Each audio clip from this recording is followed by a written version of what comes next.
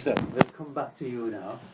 And I would like to ask you, what is your role being a deputy leader in the council borough of Rotherham? What is your role? What do you do? That's a very interesting question. The role itself primarily is that I deputise for the leader. Right. That's one of the roles. But the other, I have a portfolio in its own right as a cabinet member. So I'm in charge of resources. So you're a cabinet member as well? Yeah. Well, we have always the executive is made up of 10 cabinet members. Right. That includes the leader, the deputy leader, and then 8 other cabinet members. As well as being the deputy leader, part of my portfolio is resources, which actually includes the whole of the council's financial management, so all the finance of the council, and also I'm in charge of the legal services, the council legal services, Right. the human resources, that's the HR aspects of all the workforce, the procurement, which is when the council actually buys services from other statutory organisations and companies. And also, I'm responsible for the IT as well of the council as well. So it's a huge portfolio, and I think there's a few others that probably I can't even remember. I'm the cabinet member responsible for of member training panel as well. That's training needs of newly elected members and existing councillors as well. In the coming few months or years, so what is the challenges for yourself and the Rotherham borough?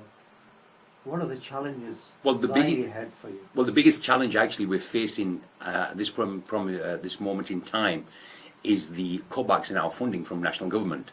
Since 2010, since the new Conservative coalition with the Lib Dems come in, we've actually seen a loss of over £60 million in direct cuts to our funding. The first year in 2010, we lost £30 million. Labour was getting ready to make cuts as well, Not to because this of recession. No, not to this level, but I'll expand on that in a moment. Okay. So we lost £30 million in the first year of this government. Then we had a loss of £20 million last year. This year we're already looking at cutting another £14 million. That's over £60 million, well, nearly £65 million. This is currently that we've lost funding from the council, from the government. At the present, along with that, so that's one aspect. There's 3 facets to this. That's one facet that we have to deal with. This will mainly impact your services you deliver. Absolutely, because it just restricts how much we can spend for the people of Rotherham. The other challenge is that the localisation of council tax benefits. Traditionally, when people were entitled to council tax, they used to get it from the government directly. What the government has done very cleverly is they've said, no, this will be set at the council level, but we're going to give you a 10% cut. Not only that, we want you to protect the pensioners as well. So in real effect, the cut is 20%. Now, we have got a funding gap of £4.1 million.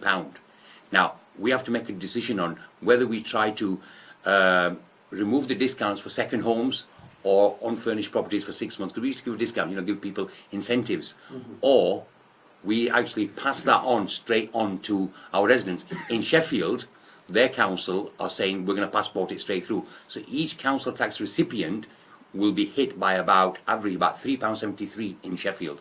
In Rotherham, the effect will be £2, but we're trying our very best to mitigate that. So that's the second aspect. The third thing that we have a challenge on is the welfare reforms that are going to hit the most needy in our community. We've estimated that we will lose £40 to £50 million from Rotherham's economy. People, single parents, people on disabilities, these have been cut wholesale. The most vulnerable people will be cut. So this is not a party political statement. Rotherham could potentially lose up to £100 million. This is a very, very small authority compared. Sheffield, just double it. Whatever Rotherham is losing, I know many of your listeners, obviously, are from Sheffield, Barnsley and Doncaster. Sheffield, just double what we're going to be losing. So these are very, very trying times for us. Because what's happened is, when the Labour Party came in 1997, they readdressed the national funding formula, because during the Thatcher years we saw a lot of funding being removed from the north to be passported to the south. Labour actually transform that. You know, these fantastic initiatives that we all took for granted, you know, family tax credits, Sure Start, the investment in schools, all these things were Labour Party policies. Now, I'm not saying that everything that the Labour Party, while in government, did everything that was right. Absolutely, there were some mistakes, and the main mistakes were going to war in Iraq. That was an absolutely stupid thing to do. But that wasn't the Labour Party. That was the leadership at that time, and they got it massively wrong. But you know, we can't say because of that everything that Labour did was wrong. No, Labour was fantastic for this country, and I know some of my brothers and sisters who used to say on the doorsteps, well, you know, Labour's done this, Labour. When I speak to them now and say, how is that working out for you? And they look very embarrassed because they know that the people who are going to be affected are the ones who least can afford it. So we are facing absolute tough times. In fact, we've done an analysis in Rotherham that by the year 2021, if this funding regime, the way this Conservative government is doing, if they're not changed in 2015, the only money councils will have will be for adult social care and for education.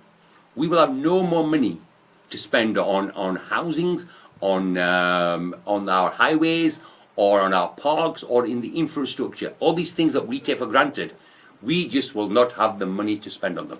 So you say the challenges. So apart from that, everything's fine. Good. Thank you very much.